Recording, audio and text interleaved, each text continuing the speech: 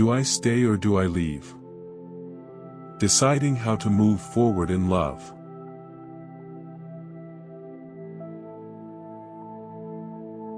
There comes a point in love where the question isn't, do I love them? It's, is this love still helping me grow? And that's a question that doesn't come with flashing signs or big red flags. It often comes softly, on a Sunday afternoon. In the middle of a perfectly average day. While you're folding laundry or waiting at a red light. And suddenly, there it is. This quiet, aching wonder. Should I stay? Or is it time to go? I had coffee the other week with a friend of mine, Rachel. She and her partner had been together for over 5 years. On the outside, everything looked stable, shared finances, a home, even a golden retriever. But inside, she said, it felt like living in a polite friendship. She told me, he's not a bad person. He's good to me. But I haven't felt seen in a long time. She wasn't angry. Just, invisible. It's not always the big betrayals that break us. Sometimes, it's the slow, quiet erosion. The kind where your emotional needs start collecting dust. And one day, you realize you don't remember the last time you were truly held, emotionally, not just physically. I asked her, do you still laugh with him? And her silence told me everything. But then again, not every relationship that feels stuck is meant to end. Someone I know, let's call him Nathan. He was almost ready to walk away from his girlfriend. They'd been arguing a lot, missing each other emotionally. He said, it feels like I'm talking to a wall. She never hears what I really mean. But as we talked more, I realized something else was going on. Nathan had never actually shared his fears. He kept everything surface level because deep down, he was scared of being vulnerable. Scared of seeming weak. Scared of needing her too much. So I asked him, does she know who you really are? Or are you just performing a version of yourself in this relationship? He went quiet. And a few weeks later, he told me they sat down and had the most honest talk of their relationship. They cried. They admitted things they were scared to say. And from that moment, they started again. Not as perfect people, but as two people finally willing to see and be seen. Sometimes it's not that the relationship is broken. It's that the communication is jammed.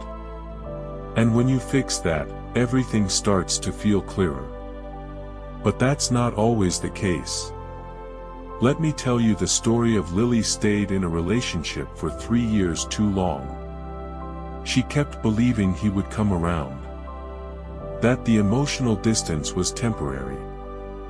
That his avoidance, his dismissiveness, his constant pulling away was just stress, or fear, or bad timing. She saw his potential so clearly. But she kept waiting for a version of him that never arrived.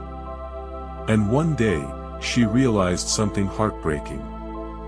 She was in love with the idea of him. Not the reality of who he was showing up as, day after day.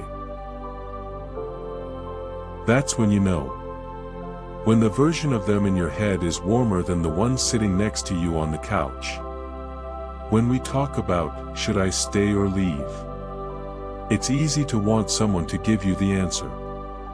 To list the pros and cons. To say, if A, then leave. If B, then stay.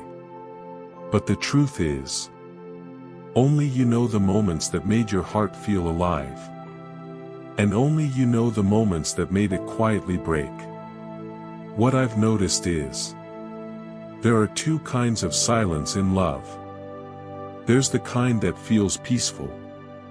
When you're sitting beside someone. No words spoken, but you feel completely safe and seen. And there's the kind that feels empty. When silence becomes avoidance.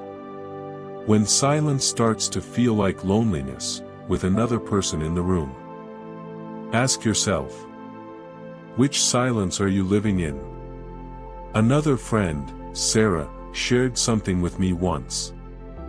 She said, I knew it was time to leave when I started fantasizing about being alone, and the feeling was relief, not fear.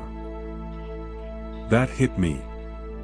Because we often confuse comfort with connection. Just because you're not fighting doesn't mean you're close. Just because it's familiar doesn't mean it's right.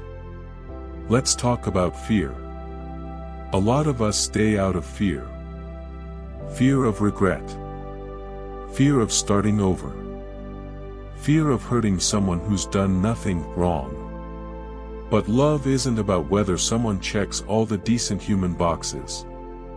It's about whether the connection is nourishing both of you. Whether you're growing or shrinking. Whether you feel safe to be fully you. Sometimes, love changes. It matures. It quiets down.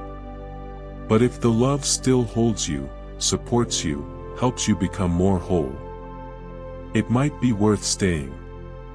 But if you're spending more time doubting than feeling alive, if you've turned yourself into a smaller version of you just to make it work, you might already know the answer. Even if you're not ready to say it out loud. You don't have to hate someone to leave them. You don't need a villain in the story. Sometimes, love just runs its course.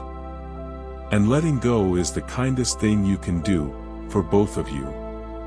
Whatever you choose. I hope it's the path that brings you closer to yourself. Because love should not cost you.